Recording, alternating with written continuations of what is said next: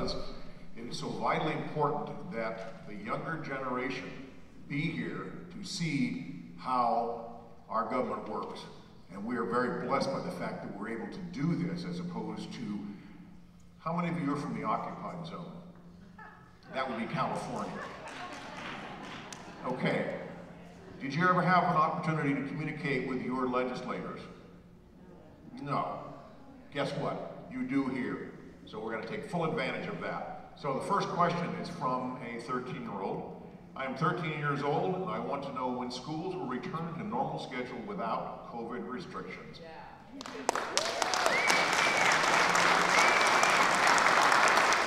That is a question for any and all of you who would choose to respond.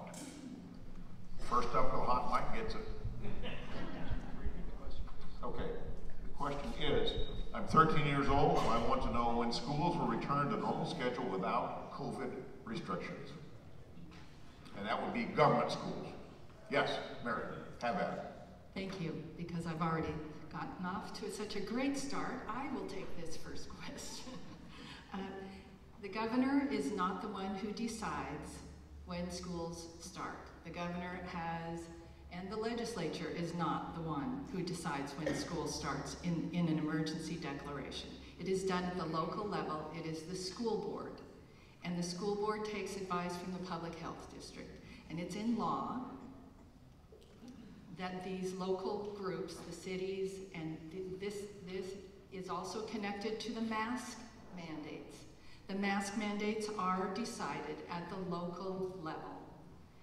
We would like that to be different, and that is on the Senate's list of our 8 things that we will be looking at as we go, when we go back into full session and have all of the rights of and powers of the Senate and the House. We will be looking at reviewing the emergency powers of our local officials in times of emergency, because those are very old. They were probably from the 60s and they need to be updated. But that's who decides on the schools opening.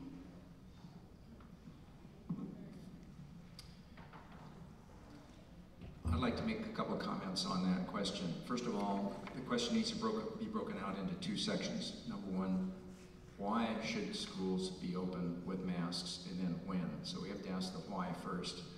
If you look at the effects of the pandemic, especially among the youth, you'll see an inverse correlation as far as age versus the severity of the disease.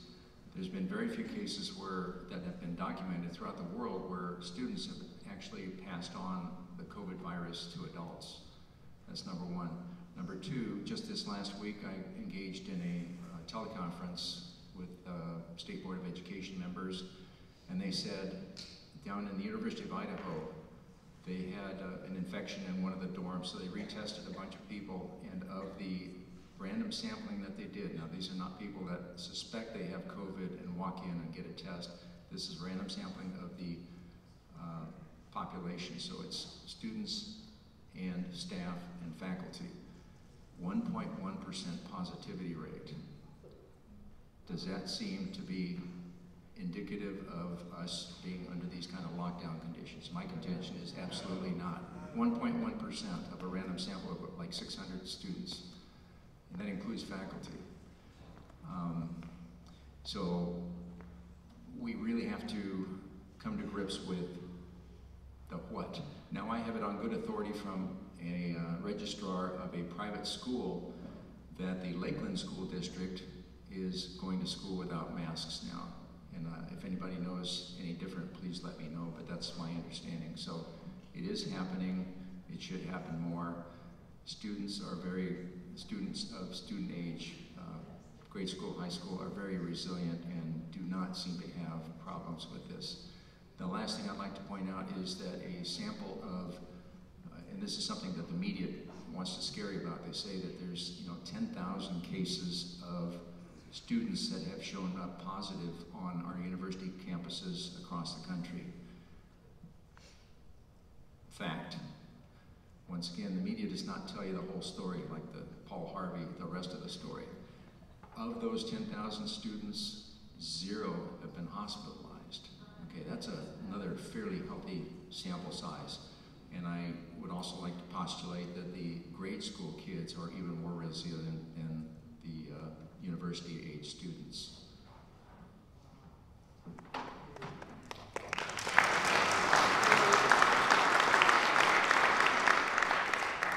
Thank you both. Hey, Jason, that mic's a tad hot, so you might want to bring it down.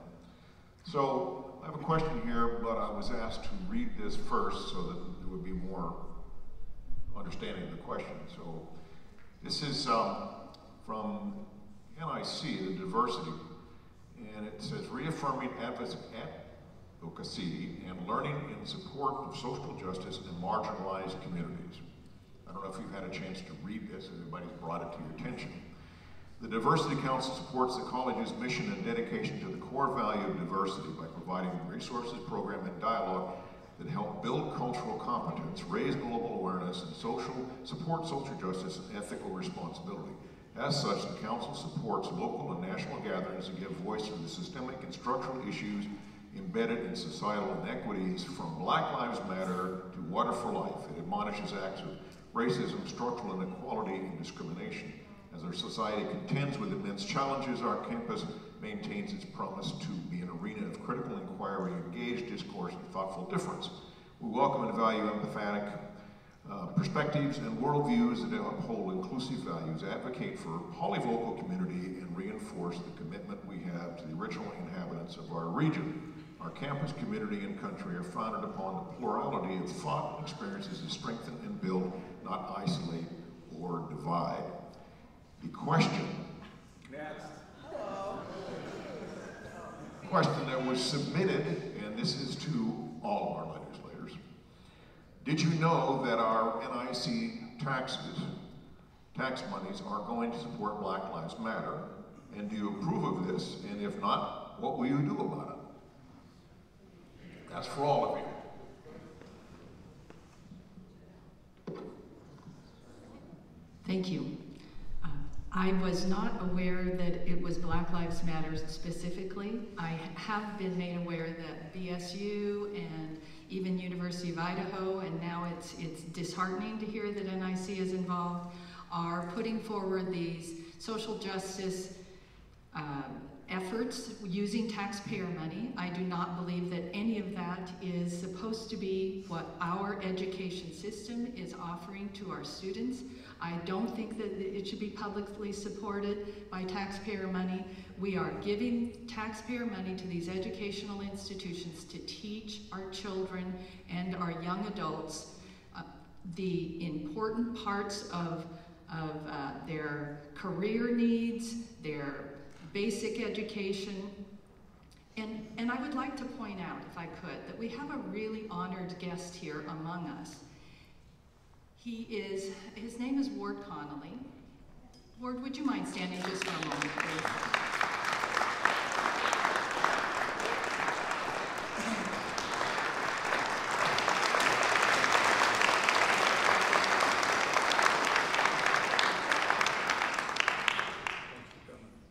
And if I could draw a nexus between the question and Ward's work, his life's work, that he's been all over the country.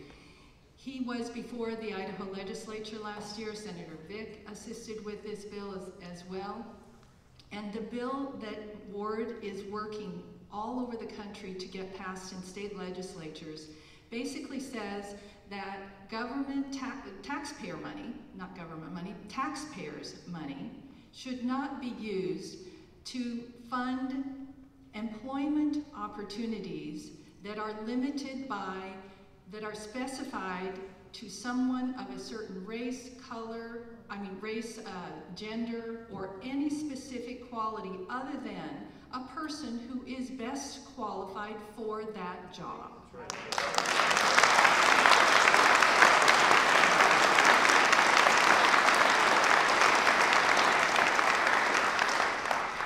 Now, the way that I connect Ward's bill being connected to what we're seeing in our state colleges and community colleges is that we are not inspiring or teaching our students that it is their ability, their skill, their knowledge, and their ability that will get them where they want to go in life. Not the color of their skin or what gender they are or what their belief system in a certain thing is. They need to prepare themselves and be ready for their future in the best possible way they can. And I think that's what our tax dollars should go to help.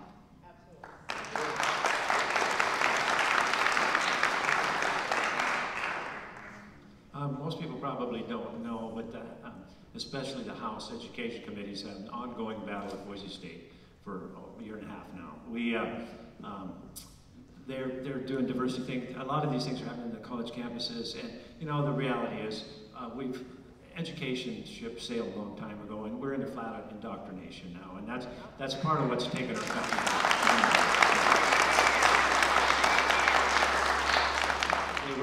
There was a new presidency opened up at Boise State, and we actually pushed back on the one that they had chosen for it, and so we have a different one, but there's still, the diversity stuff is still happening. I can tell you in the House Education Committee, many of us are aware of this and we're fighting this. This is a hard battle. We've given a lot of ground to the enemy on this one, and it's hard to get it back, but we are trying. I guarantee we're trying. What can be done? The House controls the money.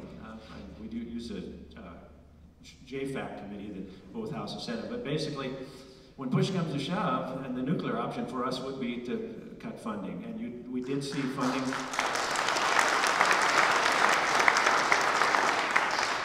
We did see funding bills fail.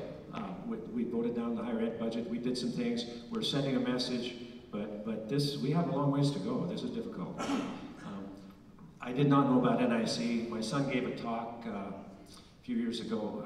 He graduated from Boise State, and it was pretty well done. He was asked by the woman Republican here in Kootenai County to speak about his college experience. So he did a really good setup. He pointed to the California schools, and they have free speech zones in the universities. Now the founders would have flipped. Now most of us didn't know that. I didn't know about NIC.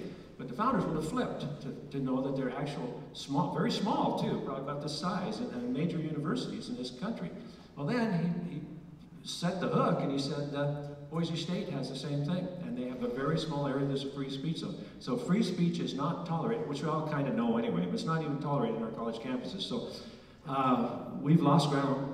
We're fighting, but we all need to fight this fight. The legislature can't do it alone. This is what we need. We have a wonderful turnout here today, but we all need to make our voices heard by our legislators, our governor, and everybody, all the school boards. We need to get involved in some of the school board elections. There's different things. School boards are local. The other question where we talked about when are the schools going to open up? Those decisions are local, and so the local school boards are going to make those decisions. So if we want to make changes, we have to get involved. I'm in the legislature. I have kids and grandkids, and I'm very concerned about their future. So I'm involved, and I would challenge every one of you to do the same thing. Get involved, and we need to take our country back. And it happens at the local level. It happens in the school boards, and so we have to make those changes.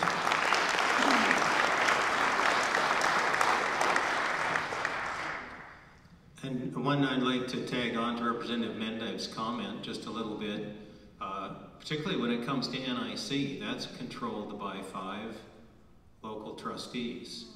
And that doesn't have to be stopped at the legislative level or stopped at the governor level. That can be stopped here.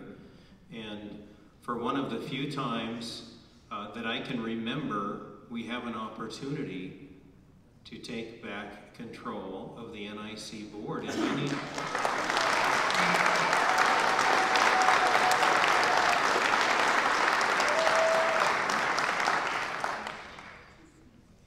And so your responsibility is to make sure every one of your friends knows that they need to get out and vote for Greg McKenzie and Michael Barnes for the NIC board.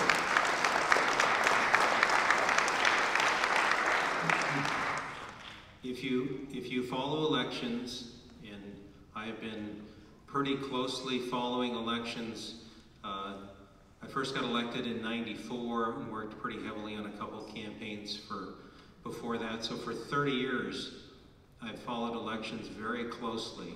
And as you move down a ballot, less and less people vote. One of the ongoing, Representative Barbieri and I got elected the same year, and his continual frustration is that I always get more votes than he does. And that may come to an end this fall, but for reasons that some of you will understand. But that is because the Senate is always on the ballot first. And when we get down to the NIC board, so many people don't know. It's a nonpartisan race. They don't know who's on there. And so they leave it blank where they, and believe it or not, some people go, I've heard this name before, I'll vote for him or her. So it's very, very important because we have a very unique opportunity to make a difference. Our university system, well, our entire public education system, as Representative Mendive has mentioned, has wandered away from its core mission to trying to do the job of social indoctrination, and that's been very bad for our country, and it's why we're losing the popular vote war. Every poll says that college graduates vote more liberal than non-college graduates. And as a college graduate, I'll say this, it's not because they're smarter, it's just because they spent more years being indoctrinated.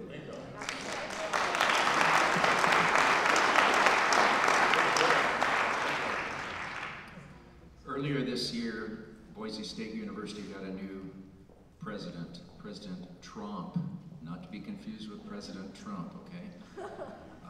There were 28 members of the majority caucus, the Republicans in the House, that signed a letter asking her to reverse some of the decisions on inclusiveness, tolerance, and diversity programs that had been set up prior to her arrival.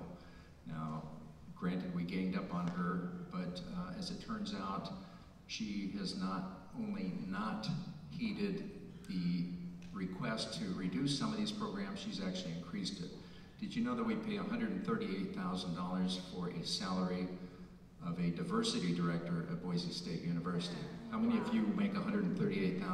How many of you make half of that, $70,000 a year, and your taxpayer money goes for someone who sits in their stinking office all day long to come up with diversity programs? That's disgusting, in my opinion. They want to do that. If they want to do that, they can go out and form their own 501(c) program and get all the donations they want, but don't do it on the back of the taxpayers, please. Next thing I'd like to say is the best indication of the success of children in the family is the presence of two loving, caring, and responsible parents. Okay? Now that's an introductory remark because Black Lives Matter does not support necessarily two loving parents in a home. They give the option of single-parent families are okay. Now, what is that going to do to our black communities? It's going to destroy them, and I think Ward Connerly would certainly support that opinion. So, another thing that Black Lives Matter supports is the LGBTQ, all the gender dysphoric people. Now, how is that working out for any community, much less the minority communities? So we do need to roll back the diversity training programs. In my experience, having been forced to attend corporate training and diversity training, and this was 20 years ago, so it's widespread throughout corporate America as well as the educational establishments, I have never met a group of more hate-filled, intolerant people than the diversity crowd.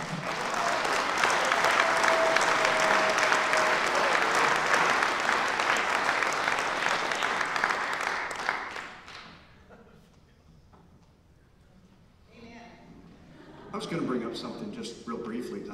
I tell you what, this guy, you guys really need to praise God that Tony is on the legislature.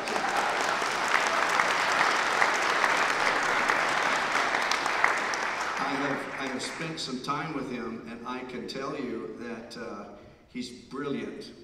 He is our numbers man. He gets all the numbers down, and that's what I love him for. I always turn to him, and it's your turn, Tony. You give us the numbers, and he gives us the numbers, and they're accurate. He does his homework. But if you go on to, and I sent this to the legislators yesterday, and I just want you to know something, how out in the open a lot of this stuff is, and nobody's doing anything about it. But for Black Future, there's a website, and it's called Black Futures Lab. And it's all about BLM, and it's about their agenda, it's about what they're doing, it's about what they're going to do. And I have it right here. It's called Black to the Ballot. And you go down and you finally figure out, and it tells you what it's all about. And then if you want to donate to it, you hit the donate button, and immediately it comes up of what you're donating to. And it tells you about the lab, and it said the Black Futures Lab is a fiscally sponsored project of the Chinese Progressive Association, CPA, which is a 501c3 tax-exempt organization. If that doesn't scare you of how in the open that is, for all of us to figure out if you hit the button, that's all you have to do. They're not about what they're saying. They're actually destroying everything that they think they're about. Okay? They're making it to where their lives don't matter in the future. So you need to understand who's behind it and what it's doing, and the people that can make a difference when it comes to that is you. You're it.